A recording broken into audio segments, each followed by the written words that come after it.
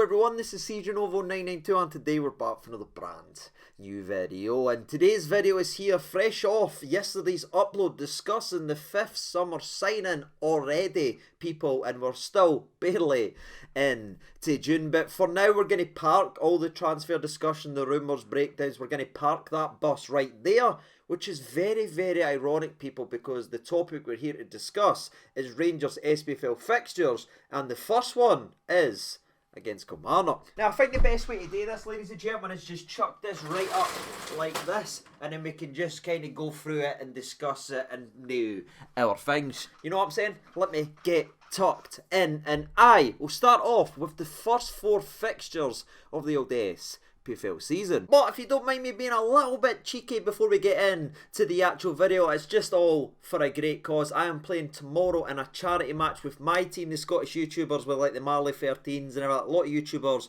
are all involved, against the Wireless Podcast team, who I believe is going to have Gregory Taddy up front, people. That's right, Gregory Taddy. You're going to say CJ versus Gregory Taddy.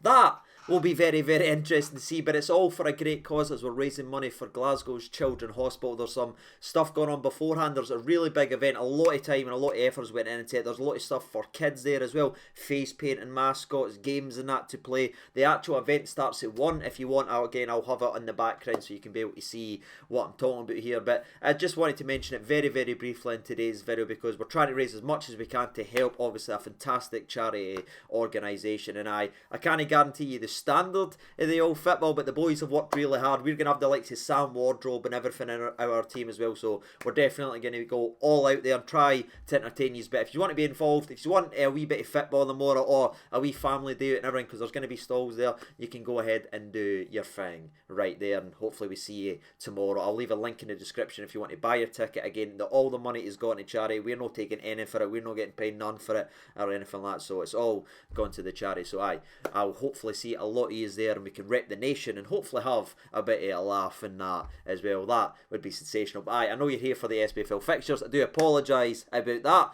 Let's go ahead and try to earn that like and subscription as we chase 60k. Now, this is an annual thing, just like the kits related videos. We always discuss the SPFL fixtures when they come out, and you might have noticed, ladies and gentlemen, the first game is always an absolute stinker. It's either Tony away, it's either Aberdeen away, or Kilmarnock away, which again has sort of memories. I don't know if you, as soon as you hear Kilmarnock away, I think of Goldton's big boy header in the very last minute of that game to win 2-1. I think that's the last header he got on target, but the big man. But that is how we start our season off, and I've not really got too much else to say. It is obviously a tough place to go and a tough place to start, but what I worry about, people, is we've got guys just coming back for injury and stuff like that. Now we start your season, the season opener, when you give everything to set the tone, is on a plastic park, meaning about half our squad can't actually play it. Can you imagine what the Lammers and that are going to be thinking, and the Seamers are going to be thinking when they go on opening day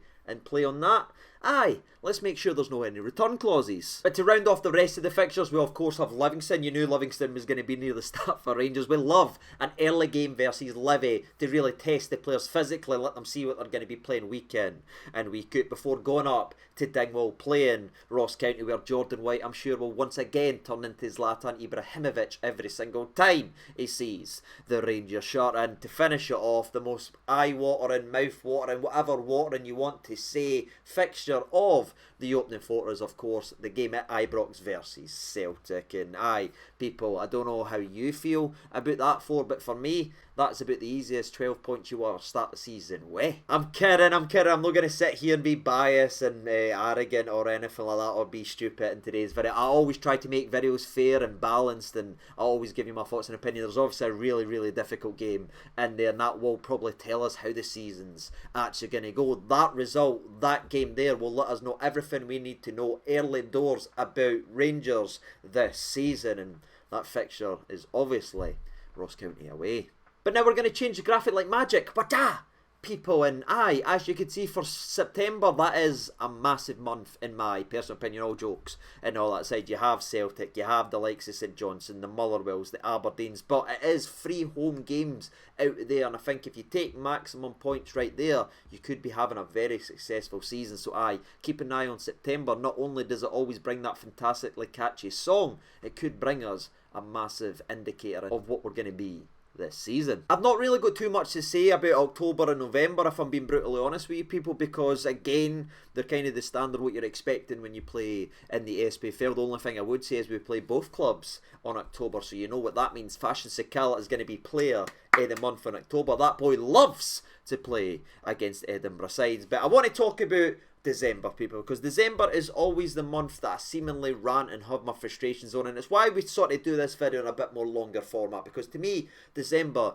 is an absolute disgrace, people. It really, really is. Not only do you have 7 SPFL games, 7 people. The only place 7 should be is between 6 and 8. It shouldn't be anywhere near December, but you've also got a European midweek game in there as well. What are we doing to our players? Like, if you take a step back and you think about that and just let that sink in, that is 8 games in the space of a single month. The only man busier in December than us is Santa Claus, people. And I'm not even just talking about the fact that the difficult fixtures and the away games and that we play in there, like the likes, say, Celtic away and everything, we're expecting all that, right? I'm just talking about it from a footballing perspective. This month is an absolute killer, and the amount of players that goes down injured and everything like that, not only for our team but elsewhere and everything like that, is always that way. And I know they try and say it's because of the January winter break and everything like that, and that's what we need. We need that winter break. We need that. That gives the players time to do. But that is absolute nonsense. We need it for the weather. The weather's no great. A lot of games get cancelled. That's nonsense as well. Do you know the real reason why December is as buried and battered as it always is and ruins teams and everything like that, ruins players? It's no because of the weather. It's no because they want to give the players a break or anything like that. It's because advertisers, people, the money men of the old league pay more money per ad in December than any other month. So your Sky, your whatever broadcasting, not even just in our league, elsewhere, whatever league you're in, the TV deals there, they make their money in December and sell their souls and sell the players down the river so they can get that money back. Again, it's no breaking any new ground here what I'm talking about. You're probably thinking, yeah, it's obvious, but that's the real reason why, people. Advertisers pay more money in December than any other month, so teams get running at the ground so they can get flung up on the telly to get as much as they can. And what's sickening, people, is that's not going in our pockets or any other team in the Scottish football's pockets. That's gone to the guys in charge, the guys that signed that horrific Sky deal, people. It's tied us into 2029 with an obsolete, horrendous, outdated deal already that is genuinely mocked already regarding old football. It's embarrassing. It's the way it is. But the people in this country is running this game into the ground, and aye, at least they're getting richer, and at least Sky's getting richer for the old money men. But aye, that is December, and then we obviously go into the winter break. And it's funny because if it wasn't just about money, if it wasn't just about advertising, see this nonsense, oh, the players need a break. The only reason the players need a winter break, people, is because they get run like old horses in December playing the amount of games that they're actually going to be playing. If you didn't have the winter break and you just had the normal amount of games, everything would be absolutely fine. Remember the 2020-2021 season when there was no winter break? Did the world end? Did a massive flood happen and people had to build arcs? No, they never, people. It just went on, and I enjoyed that season for obvious reasons, but it was nice just to have football at a regular time. No, that boring 2-week, 3-week period where there's nothing in January. I might just be talking about me, but that is the most boring time of the old year.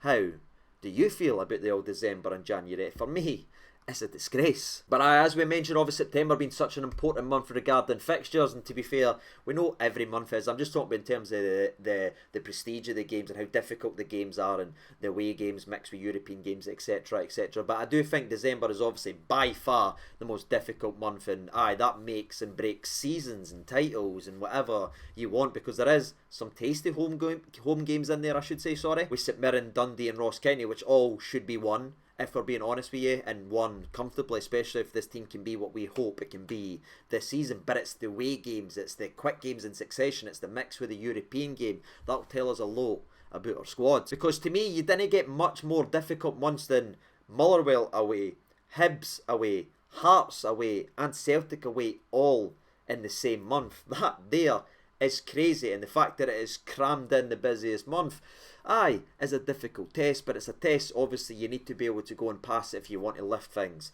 at the end of the season. I'm not saying I want the month to be easy or anything, I'm just saying it is absolutely vital we have a very good December if we want to have a very good May and June, if you catch my drift. And the rest is kind of your standard league and what you're expecting. Obviously February's quite busy as well, especially if we proceed and get further in European football. It could be an extremely busy month as well because you already have 5 SPFL fixtures. You're then fitting in cup games and possibly European games and all that as well. It could be another very busy month, but the rest sort of speaks for itself. That's all I wanted to say. I wanted to show you the SPFL calendar. I wanted to show you our old fixtures and just seeing how you're feeling. For you, I imagine everyone would say December if I said what's the most important month for you. But here's a question if you are still watching today's video. August and September, how many points do you think we will have when it is all said and done? Because that there is such an interesting start of the old season. So I'd love to know where you're actually sitting here in terms of points. How many points should Rangers have at the end of August